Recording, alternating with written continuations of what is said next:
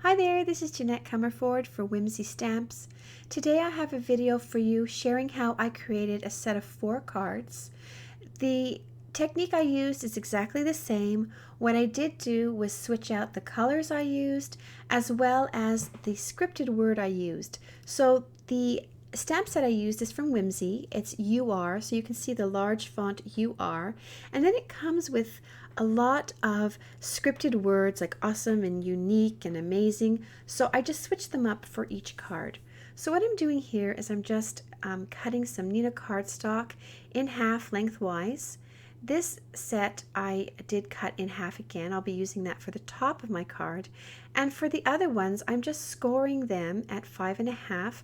I'm using the little sort of line in my trimmer and a bone folder to do that, so that's quick and easy. This is a new bone folder that I bought and I absolutely love it. I didn't think it would be a game changer, but it is. So I'm just making sure that they're creased really nicely using the bone folder.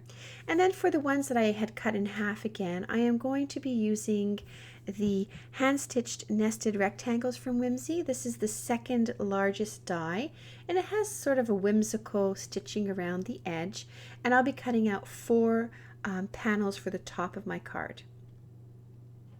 Then I needed to create a template, and I am using the honeycomb die from Whimsy.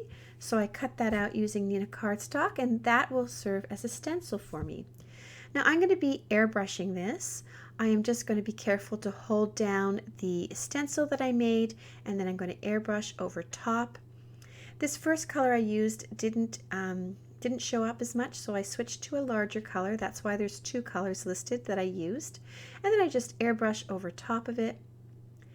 And when I take it off, you have the beautiful white honeycomb in the background. I think that's really, really pretty.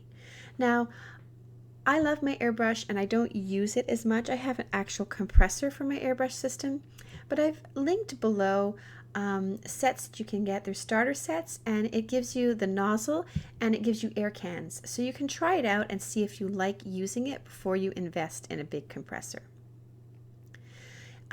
You could also, I think, use sponging and distress inks to create this look. I think you'd have to be really careful about holding the stencil down really firmly to the paper, but I think you could do it. So once I had finished airbrushing the panels, I'm lining up the UR as well as one of the scripted words in the set. And I also pulled off, there's like a little heart in the set, so I pulled that off.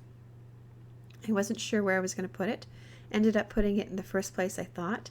I am just using an anti-static tool here. I've already sort of swung the panel and gotten the stamps adhered to the other side. I inked them up with Versamark ink, so that's what I'm stamping with, and then I'm just switching out the panel because I'm putting the panel in the exact same place, like snug up against the side. I can just stamp the other ones. I did take off the scripted word because I will be changing it up for each one. So for these last 3, I'm just stamping the UR and the heart. So same thing, I'm using the anti-static tool, using the Versamark ink to stamp. And I'm just setting them aside so that when I'm finished this part, I can go ahead and just emboss them with some powder. So now I have some gold embossing powder, and I'm sprinkling it over top these card tops and then sort of tapping off the excess, and then I'm just sort of pouring the powder back onto the next one. Now I am using this teeny tiny piece of paper, which really didn't help. I ended up getting embossing powder everywhere.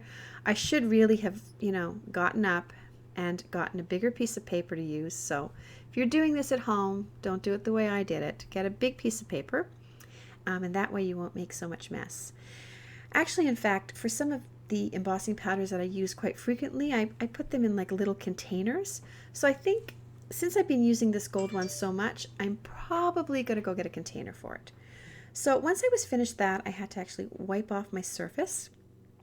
And then I was able to use my heat gun to melt all the embossing powder, and you can see how beautiful that gold shows up. So that was the first one I did with the scripted word. These ones don't have the word. I'm going to be embossing these first, and then I'm going to go back and put on different words. So I'm lining them up back into my MISTI, and I'm just choosing a different word for each one, placing it where I want it, swinging the top down, using my anti-static tool, inking it up with the Versamark and pressing down. So I'm going to do that for each one, and it's quite quick. And I like this kind of card style because you can create, like I created 4, but I think you could create 10 or 12. You could create a whole lot more, and it probably wouldn't take much more time because you're doing the exact same thing to each one, and using the MISTI helps you line everything up. So this, I think, is the last one. Going to be able to stamp that, and then I'll go back and do the same thing. Sprinkle the embossing powder over it and tap off the excess. And again, I'm making like such a big mess. I don't know what I was thinking. So now I'm going to finish tapping off the excess and getting that into the bottle.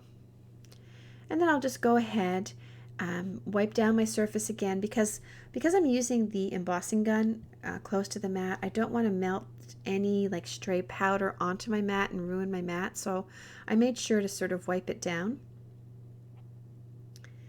Now I'll just heat that up.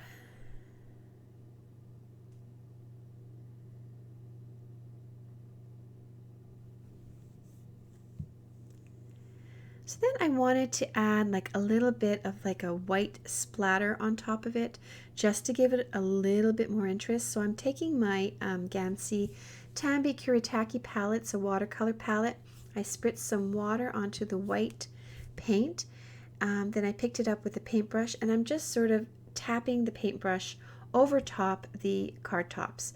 Now I know it's kind of hard to see on the actual card tops, but you can see it splattering on my mat. So this just gives it like a little bit more interest. If you don't have this watercolor palette, you can use acrylic paint. Just a little bit of white acrylic paint with a little bit of water will create the exact same look. So once that was all done, I did wipe off some of the spots that were on the actual words. Then I let it dry.